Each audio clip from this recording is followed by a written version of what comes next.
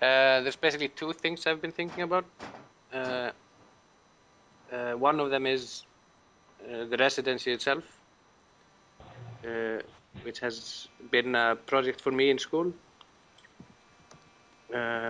And part of that project is storytelling.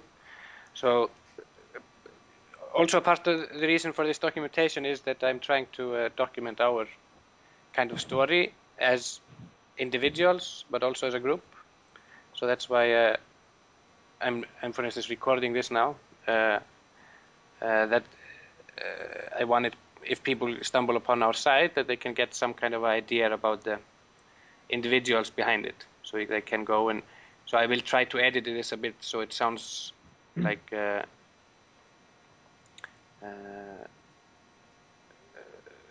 each and every person. How do I say it? I'm not sure. So. Introduces that, yes. What?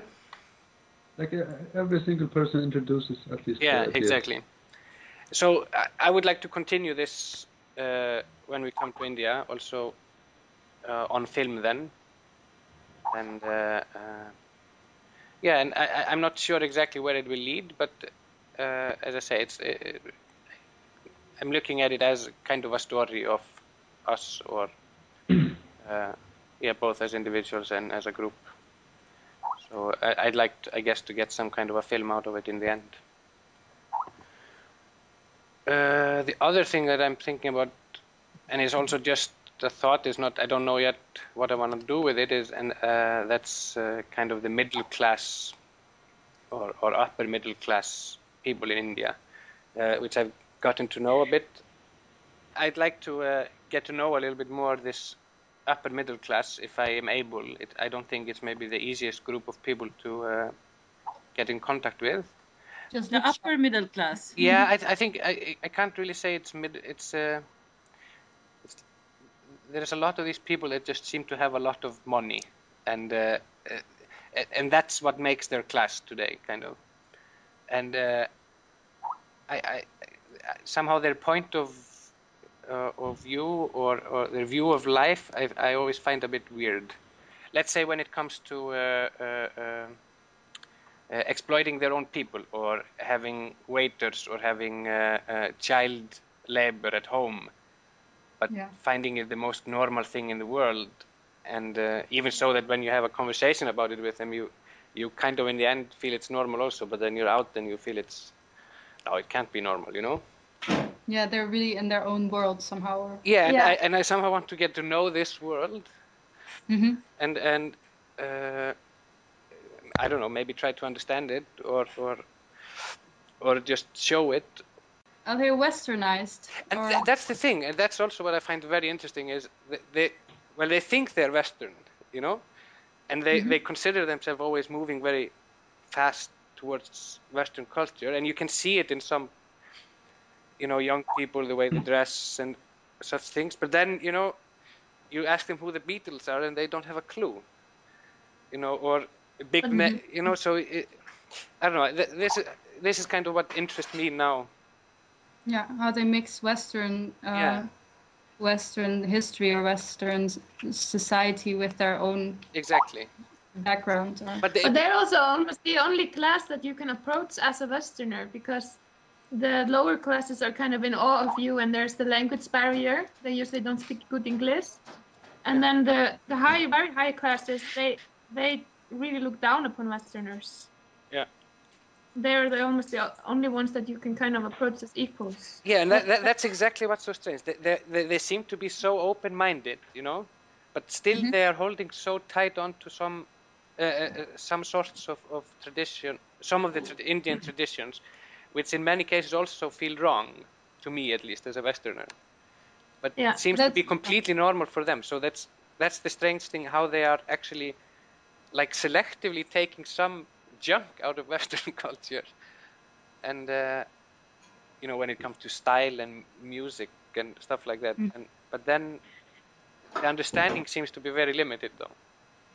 Well, maybe you would call it limited, but maybe it's also traditional Indian way of thinking, or I'm more talking about, let's say, just human rights or things like that. Yeah, but still, this is something cultural, maybe. Yeah, true. They're brought up in a kind of a, I mean, these people that you're talking about now, this generation was still brought up in this kind of case-dominated environment. And even if they're trying to abolish the cases now, they're still, their mind works that way, I would say. Yeah. Yeah. But that's interesting. And Yeah. you're talking about the identity forming of this group of people. Yeah, and this is a completely new kind of, I mean, this is a group of people that have been forming for the last maybe 20 years or something, because... Yeah. Yeah.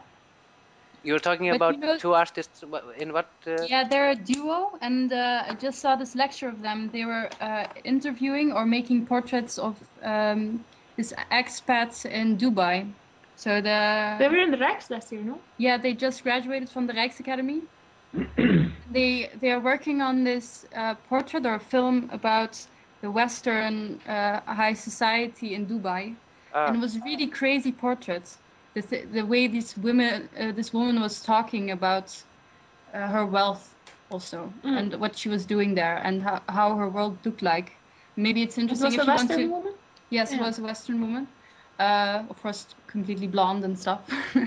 But maybe it's interesting if you want to make video portraits or whatever. It's probably good to see other people's. Yeah, and then maybe this is interesting because they're also working in a completely different environment and approaching this this society. I don't know. One thing I've been thinking about, and that's I know it's probably easy to go there and, let's say, talk to these people and get this image of them that is, you know, we look at it here and it just looks ridiculous, you know, and it's, you know, we judge it right away. Well, you don't have to. No, I know. I somehow want to try to avoid that. Yeah, but it's still good for you maybe to see other people's way of dealing with it, because also so that you know what to avoid, what you don't. Yeah. I'm just trying to say. It'd be interesting to look, but I'm just saying that. Yeah. Anyways. Yeah, I don't even know if they already made this film. I mean, they also, I mean, if you talk about like that they have child labor in their home and stuff, when you ask them about it or they explain it to you, you somehow just accept it because somehow it's the lesser of two evils in a way. Like in the case, people. Yeah, in the case of our friends there who had the two young girls working in their home who slept on the kitchen floor.